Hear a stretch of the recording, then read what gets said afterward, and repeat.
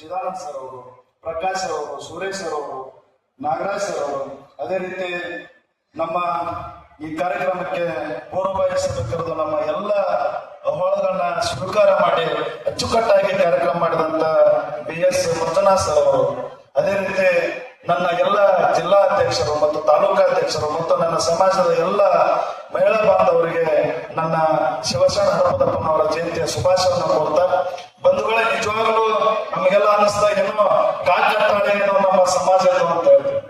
ಯಾಕೆಂತ ಹೇಳಿದ್ರೆ ನಾವ್ ಯಾವ್ದಾದ್ರು ಒಂದು ಕಾರ್ಯಕ್ರಮ ಹಮ್ಮಿಕೊಳ್ಬೇಕು ಅಂತ ವಿಚಾರ ಮಾಡಿದಾಗ ತಮಗೆಲ್ಲ ಗೊತ್ತಿದೆ, ಏನಾದ್ರೂ ಒಂದು ಸರ್ಕಾರದ ವಿಚಾರ ಅವ್ರದ್ದು ಕೂಡ ನಾವು ಸರ್ಕಾರವನ್ನ ಕೈಗೊಳ್ತೀವಿ, ಸರ್ಕಾರ ಮತ್ತೊಬ್ಬರು ಕೈಯಾಗುತ್ತೆ. ಏನಪ್ಪಾ ಅಂತ ಹೇಳಿದ್ರೆ ನಾವು ಸರ್ ಹೇಳಿದ್ವಿಲ್ಲ, ಮೊನ್ನೆ DK ಶಿವಕುಮಾರ್ ಸಾಹೇಬರು ಬಂದ್ರ ನಮ್ಗೇನಾಗುತ್ತೆ ಅಂತ ಹೇಳಿದ್ರೆ, ಇವತ್ತು ತಾವೆಲ್ಲ ನೋಡಿರ್ಬೋದು, ಇವತ್ತು ಎಲ್ಲರಿಗೂ ಕೂಡ ಮುಖ್ಯಮಂತ್ರಿಗಳದಾರ, ಸಮಾಜಕ್ಕೆ ಎಲ್ಲ ನಿಗಮ ಮಂಡಳಿ ಅಧ್ಯಕ್ಷರದಾರ, ಏನಾದ್ರೂ ನೋವು ಹೇಳ್ಬೇಕಂದ್ರೆ ಅವ್ರು ಸಮುದಾಯಕ್ಕೆ ಹೇಳ್ಕೊಂಡು ಹೋಗುವಂತ ಪರಿಸ್ಥಿತಿ ಬೇರೆ ಸಮುದಾಯದ ಕೈಗೆ. ಆ ಒಂದು ನೋವಿನ ಸಂಗತಿ ಏನಂತ ಹೇಳಿದ್ರೆ, ನನ್ನ ಸಮಾಜದ್ದು ಏನು ಬಸವಣ್ಣವರು ಅಪ್ಪಣ್ಣವರಿಗೆ ಆಪ್ತ ಕಾರ್ಯದರ್ಶನ ಮಾಡಿದ್ರು, ಅಲ್ಲಿಂದ ಇಲ್ಲಿವರೆಗೂ ಕೂಡ ನನ್ನ ಸಮಾಜದ ಯಾವ ಬಂಧುಗಳು ಕೂಡ ಯಾವುದೋ ಒಂದು ನಾಮಿನೇಟ್ ಆಗಲಿ, ವಿಧಾನಸೌಧ ಇರುವಂತವು ಜೊತೆಗೆ ನಿಗಮ ಮಂಡಳಿ ಆಗಲಿ, ಹಲವಾರು ಹುದ್ದೆಗಳು ನಾಮಿನೇಟ್ ಅದಾವ. ಇವತ್ತು ಸಣ್ಣ ಸಮುದಾಯ ಅಂತ ಆದ್ರೂ ಕೂಡ ಸುಮಾರು 8 ಲಕ್ಷ ಜನ ಇದೀವಿ. ಇವತ್ತು ಮೊನ್ನೆ ನಮ್ಮ ಬಸವರಾಜ ಅಣ್ಣವರು ಬಂದಿದ್ರು, ನಮ್ಗೆ ಹೇಳ್ತಾ ಇದ್ರು, ಒಂದು ಅಣ್ಣ ಆಗ್ಬೇಕಂತ ಹೇಳಿದ್ರೆ ಒಂದು ಅಗಳು ಬಹಳ ಇಂಪಾರ್ಟೆಂಟ್ ಇರುತ್ತೆ, ಅದ್ರ ತೂಕ ಅಷ್ಟೇ ಇರ್ತದೆ. ಹಂಗ ನಾವು ಒಂದು ಹೋಟೆಲ್ ಅನ್ನೋದು ತಾವೆಲ್ಲ ನೋಡಿರ್ಬೋದು, ವಾಜಪೇಯಿ ಸಾಹೇಬರು ಒಂದೇ ಹೋಟೆಲಿಂದ ಸೋತ್ರ. ಆದ್ರೆ ಸರ್ಕಾರಕ್ಕೆ ಇವತ್ತು ಗೊತ್ತಾಗ್ತಾ ಇಲ್ಲ. ನಮ್ಮ ಪರಮ ಪೂಜ್ಯರು ಒಂದ್ ಹೇಳಿದ್ರು, ನಾನು ಕೂಡ ಒಂದ್ ಹೇಳ್ತಾ ಇದ್ದೀನಿ, ಮುಂದೆ ನಮ್ಮ ಗುರಿ ಏನಾಗ್ಬೇಕಂತ ಹೇಳಿದ್ರೆ ಒಂದೇ ಉಳಿದಿರೋದು ಏನಪ್ಪಾ ಅಂತ ಹೇಳಿದ್ರೆ ಹೋರಾಟ ಮಾಡೋದು ಒಂದೇ ನಮ್ಮ ಬಾಕಿ ಅನ್ಸದು. ಯಾಕೆ ಈ ಮಾತನ್ನ ಹೇಳ್ತೀನಿ ಅಂತ ಹೇಳಿದ್ರ, ಇನ್ನೂ ಕೂಡ ಈ ಭಾಗದಲ್ಲಿ ಕೆಲವು ಸರ್ಕಾರವನ್ನು ಆಳುವಂತ ಪ್ರತಿನಿಧಿಗಳಿಗೆ ಹಡಪ ಸಮಾಜ ಅನ್ನೋದೇ ಗೊತ್ತಿಲ್ಲ. ಏನು ಇವತ್ತು ಸರ್ಕಾರ, ಕಾಂಗ್ರೆಸ್ ಸರ್ಕಾರ ಅಪ್ಪಣ್ಣ ಅವರ ಜಯಂತಿಯನ್ನು ಘೋಷಣೆ ಮಾಡ್ತಾರೆ. ಏನು ಘೋಷಣೆ ಮಾಡ್ತೇವೆ, ತದನಂತರ ಅಲ್ಲಿಂದ ಇಲ್ಲಿವರೆಗೂ ಸ್ವಲ್ಪ ಸಮಾಜವನ್ನು ಕೊರತೆ ಇಳಿತಾ ಇದ್ದಾರೆ. ಅಂದ್ರೆ ನಾವೆಲ್ಲ ಕೂಡ ಸಂಘಟಿತರಾಗಬೇಕು, ಮುಂದಿನ ದಿನಮಾನದಲ್ಲಿ ಹೋರಾಟಕ್ಕೆ ಏನೇ ಆಗ್ಬೇಕು. ಇವತ್ತು ತಾವೆಲ್ಲ ನೋಡಿರ್ಬೋದು, ಮಸೀನಾಳ ಗ್ರಾಮ ಇರ್ಬೋದು, ಅಲ್ಲಿ ಸಮಸ್ಯೆ ಇರ್ಬೋದು, ಬಸವ ಕಲ್ಯಾಣ ಸಮಸ್ಯೆ ಇರ್ಬೋದು, 2A ಪ್ರಮಾಣ ಪತ್ರ ಇರಬೇಕು. ಅದಕ್ಕೆ ಎಲ್ಲ ಕೂಡ ನಮ್ಮ ಇವತ್ತೇನು ಮೊನ್ನೆ ರುದ್ರಪ್ಪ ಸಾಹೇಬ್ ಬಂದೆ, ರುದ್ರಪ್ಪ ಮನೆ ಸಾಹೇಬ್ ಬಂದರೆ ಅದು ನಮ್ಗೆಲ್ಲರಿಗೂ ಖುಷಿ ತರುವಂತ ನಮ್ಮ ಸಮಾಜದ ಅವ್ರಿಗೆ ಅಭಿನಂದನೆಗಳನ್ನು ಕೂಡ ನಾನು ಹೇಳ್ತೇನೆ. ಜೊತೆಗೆ ಮುಂದಿನ ದಿನಮಾನದಲ್ಲಿ ಸರ್ಕಾರದ ಇವತ್ತೇನು ಬೇಡಿಕೆಗಳನ್ನ ಇಟ್ಟಿದ್ದೀವಿ ಅವೆಲ್ಲ ಕೂಡ ಸಾಹೇಬರು ಈಡೇರಿಸ್ತಾರ ಅಂತ ನಾನು ಅನ್ಕೊಂಡಿದ್ದೀನಿ. ಯಾಕಂತ ಹೇಳಿದ್ರೆ ಅವರ ಗುಣ ಎಂತದ ಅಂತ ಹೇಳಿದ್ರೆ, ನಮ್ಮ ಶಿವಣ್ಣನ ಕೂಟ ಯಾವಾಗಲೂ ಸತತವಾಗಿ ಏನೇ ಸಮಸ್ಯೆ ಇದ್ರು ಕೂಡ ನಮ್ಮ ಹಾವೇರಿ ಜಿಲ್ಲಾಧ್ಯಕ್ಷರ ಕೂಟ ಸಂಪರ್ಕ ಮಾಡಿ ತಾಯಿ ಹೃದಯವಂತರವರು. ಅದಕ್ಕೋಸ್ಕರ ಅವ್ರ ಮೂಲಕ ಮುಂದೆ ನಾವು ಮುಖ್ಯಮಂತ್ರಿಗಳನ್ನ ಭೇಟಿ ಮಾಡಿ ನಮ್ಮ ಏನು ನೋವುಗಳದವನ್ನೆಲ್ಲ ನಾವು ಸ್ವೀಕಾರ ಅವ್ರಿಗೆ ತಿಳಿಸೋಣ. ಅದು ಈಡೇರಿದ ಹೋದಲ್ಲಿ ಮುಂದೆ ಸಿದ್ಧಗಂಗಾ ಮಠದಿಂದ ಫ್ರೀಡಂ ಪಾರ್ಕ್ ವರೆಗೆ ಅಥವಾ ವಿಧಾನಸೌಧಕ್ಕೆ ನಾವೆಲ್ಲ ಹೋರಾಟ ಮಾಡುವ ಮೂಲಕ ನಮ್ಮ ಎಲ್ಲ ಬೇಡಿಕೆಗಳನ್ನ ನಾವು ತೆಗೆದುಕೊಳ್ಬೇಕಾಗತ್ತೆ. ಅದಕ್ಕೋಸ್ಕರ ತಾವೆಲ್ಲ ಇವತ್ತಿನ ರಾಜ್ಯದಲ್ಲಿ ವಿವಿಧ ಕಡೆ ಜಯಂತಿ ಇರೋದ್ರಿಂದ ಕೆಲವೊಂದು ಮಂದಿ ಬಂದರೆ ಕೆಲವೊಂದು ಮಂದಿ ಬಂದಿಲ್ಲ. ಆದ್ರೆ ತಾವೆಲ್ಲ ಇಷ್ಟೆಲ್ಲ ಜನ ಸಮಾಜದ ಮೆರವಣಿಗೆ ಜೊತೆಗೆ ತಾವೆಲ್ಲ ಇದುವರೆಗೆ ಕುಂತಿದ್ರೆ ಸಮಯದ ಅಭಾವ.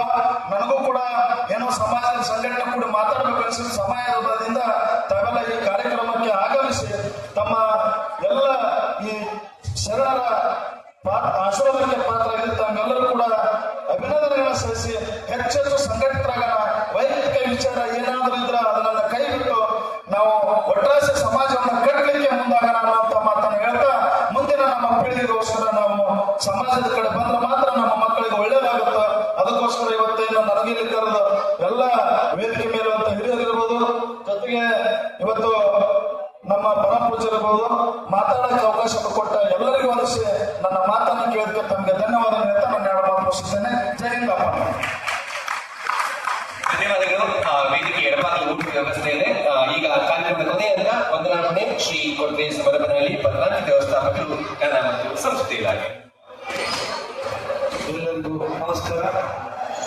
ಶ್ರೀ ಶಿವಚರಣ ಶ್ರೀ ಹಡಪದ ಅಪ್ಪಣ್ಣ ಜಯಂತಿ ಕಾರ್ಯಕ್ರಮದಲ್ಲಿ ಭಾಗವಹಿಸಿ ದಿವ್ಯ ಸಾನ್ನಿಧ್ಯ ವಹಿಸಿರುವ ಜಗದ್ಗುರು ಬ್ರಹ್ಮಪೂಜ್ಯ ಶ್ರೀ ಅನ್ನದಾನಿ ಭಾರತಿ ಅಪ್ಪಣ್ಣ ಮಹಾಸ್ವಾಮಿಗಳು, ಹಡಪದ ಅಪ್ಪಣ್ಣ ದೇವರ ಮಹಾಸಂಸ್ಥಾನ ಮಠ ತಂಗಡಿಯವರಿಗೆ ಇಲಾಖೆ ವತಿಯಿಂದ ಮತ್ತು ಸಮಾಜದ ವತಿಯಿಂದ ಅನಂತ ಧನ್ಯವಾದಗಳು. ಈ ಕಾರ್ಯಕ್ರಮದಲ್ಲಿ ಭಾಗವಹಿಸಿದ ಡಾಕ್ಟರ್ BS ಮಂಜುನಾಥ ಸ್ವಾಮಿ, ಕರ್ನಾಟಕ ಆಡಳಿತ ಸೇವೆಗಳ ನಿರ್ದೇಶಕರು, ಕನ್ನಡ ಸಂಸ್ಕೃತಿ ಇಲಾಖೆ, ಬೆಂಗಳೂರು ಹೋಗಿ ಸರ್ ಇಲಾಖೆ ವತಿಯಿಂದ ಮತ್ತು ಸಮಾಜದ ವತಿಯಿಂದ ಅನಂತ ಧನ್ಯವಾದಗಳು ತಿಳಿಸಿದ್ದಾರೆ. ಹಾಗೆ ಈ ಕಾರ್ಯಕ್ರಮದಲ್ಲಿ ಭಾಗವಹಿಸಿ ಉಪನ್ಯಾಸ ನೀಡಿರುವ ಡಾಕ್ಟರ್ CK ನಾವಲ್ಗೆ, ನಿವೃತ್ತ ಪ್ರಾಚಾರ್ಯರು ಹಾಗೂ ಜನಪದ ತಜ್ಞರು, ಬೆಳಗಾವಿ ವಿಭಾಗ ಸಹ ಅನಂತ ಧನ್ಯವಾದಗಳನ್ನು ಅರ್ಪಿಸುತ್ತಾರೆ. ಹಾಗೆ ಈ ಕಾರ್ಯಕ್ರಮದಲ್ಲಿ ಭಾಗವಹಿಸಿ ವಿಶೇಷ ಆಹ್ವಾನಿತರಾಗಿರುವ ಶ್ರೀ ದೇವು ಕೃಷ್ಣಪ್ಪ ಹಡಪದ ರಾಜ್ಯಾಧ್ಯಕ್ಷರು, ಅಖಿಲ ಕರ್ನಾಟಕ ಹಡಪದ ಸಮಾಜ ಸೇವಾ ಸಂಘ ಬೆಂಗಳೂರವರೆಗೂ, ಶ್ರೀ ಚಿದಾನಂದ ಬಸರಗೌಡ ಪ್ರಧಾನ ಕಾರ್ಯದರ್ಶಿಗಳು, ಅಖಿಲ ಕರ್ನಾಟಕ ಹಡಪದ ಸಮಾಜ ಸೇವಾ ಸಂಘ ಬೆಂಗಳೂರವರೆಗೂ, ಶ್ರೀ ಪ್ರಕಾಶ್ ಆರ್ ಅಧ್ಯಕ್ಷರು, ಕರ್ನಾಟಕ ರಾಜ್ಯ ಹಡಪದ ನೌಕರರ ಸಂಘ ಬೆಂಗಳೂರವರೆಗೂ, ಶ್ರೀ ಸುರೇಶ್ ಮಲ್ಲಪ್ಪ ಹಡಪದ ಉಪಾಧ್ಯಕ್ಷರು, ಅಖಿಲ ಕರ್ನಾಟಕ ಹಡಪದ ಸೇವಾ ಸಂಘ ಬೆಂಗಳೂರವರೆಗೂ. ನಮ್ಮ ಅಧ್ಯಕ್ಷರು ಮತ್ತು ನಮ್ಮ ಸಾಹೇಬರು ಎಂತ ಕಾರ್ಯ ಮಾಡ್ತಾರೆ ಅವತ್ತ ಖಂಡಿತ ನಿಮ್ಮಿಂದ ಸಾಧ್ಯ ಆಗುತ್ತೆ ಸಾಹೇಬ್ರೆ. ನಿರ್ದೇಶಕರಾಗಿರ್ತಕ್ಕಂಥವ್ರು ಮಂಜುನಾಥ್ ಸಾಹೇಬ್ರಿಗೆ ಹೇಳಿದೆ, ನಾನು ಹೇಳ್ತೀನಿಪ್ಪ, ನೀವು ಹೇಳ್ರಿ, ನಿಮ್ಮ ಒತ್ತಾಯ ಬೇಕು, ನಮ್ಮ ಒತ್ತಾಯ ಆಗೋದಿಲ್ಲ. ಆದ್ರೆ ನಾನು ಪ್ರಯತ್ನ ಮಾಡ್ತಿರೋದು, ಬಹಳ ಪ್ರಯತ್ನ ಮಾಡಿದ್ರು. ಡೆಲ್ಲಿಗೆ ಹೋಗ್ಬಿಟ್ಟಾರೆ ಎಲ್ಲರೂ. ಯಾಕೆ? ಅವ್ರ ಅಧಿಕಾರ ಚುಕ್ಕಾಣಿ ಹಿಡಿಯೋದಕ್ಕಾಗಿ ಅವ್ರು ಅಲ್ಲಿ ಹೋಗ್ಯಾರ. ನಮ್ಮ ಮಾತು ನಿಮ್ಮ ಮಾತು ಯಾರು ಕೇಳಲ್ಲ. ನಮ್ಮ ಸಾಹೇಬರ CM ಅಂತ ತಿಳ್ಕೊಂಡು ಅವ್ರ ಮೇಲೆನೆ ಇವತ್ತು ಈ ಕಾರ್ಯಕ್ರಮ ಯಶಸ್ವಿ ಆಯ್ತು. DK ಶಿವಕುಮಾರ್ ಅವ್ರನ್ನ ನಾವು ಲಮಾಡಿಯವರನ್ನ ಕಾಣ್ತೀವಿ, ಮುಂದೆ ಲಮಾಡಿ ಸಾಯ್ತು CM ಆಗಿರುವಂತ ಬಯಕೆಯನ್ನು ಬಯಸ್ತಾ ಇದ್ದೀನಿ ಅಂತ ಹೇಳಿ ನನ್ನ ಮಾತಿಗೆ ವಿರಾಮ ಕೊಡ್ತಾ ನಮ್ಮ ಕನ್ನಡ ಮತ್ತು ಸಂಸ್ಕೃತಿ ಇಲಾಖೆಯ ಎಲ್ಲ ಅಧಿಕಾರಿಗಳಿಗೂ, ನಮ್ಮ ಚಲವಾದಿ ಸಾಹೇಬರಿಗೆ ಎಷ್ಟು ಹೇಳಿದಿರುತ್ತೀರುದು, ಎಷ್ಟು ಹೊಗಳಿದಿರುತ್ತೀರುದು, ನೀವೆಲ್ಲ ಅಧಿಕಾರಿಗಳು ನಮ್ಮ ಬಹಳ ಪ್ರೀತಿಯಿಂದ ಕಂಡು ಪ್ರೀತಿಯಿಂದ ವ್ಯವಸ್ಥೆ ಮಾಡಿ ನಮ್ಮನ್ನ ಪ್ರೀತಿಯಿಂದ ಬೆಳೆಕೊಡ್ತಾ ಇದ್ದಾರೆ. ಅವರಿಗೆ ನಾವು ಭಕ್ತಿಯ ಶರಣಾರ್ಥಿಗಳನ್ನು ಸಮಾಜದ ಕರ್ನಾಟಕದ ಜನತೆಯ ಮೂಲಕ ತಮಗೆ ಮನವಿ ಮಾಡಿಕೊಳ್ತಾ ತಮಗೆ ಅಭಿನಂದನೆಗಳನ್ನು ತಿಳಿಸ್ತಾ ಹಡಪದಪ್ಪಣ್ಣನ ಜಯಂತಿ ಶುಭಾಶಯಗಳು ನಮಗೆಲ್ಲರಿಗೂ ಆಗಲಿ ಎಂಬುದಕ್ಕೆ ನನ್ನ ಮಾತಿಗೆ ವಿರಾಮ ಕೊಡ್ತೇನೆ. ಶರಣು ಶರಣಾರ್ಥಿ.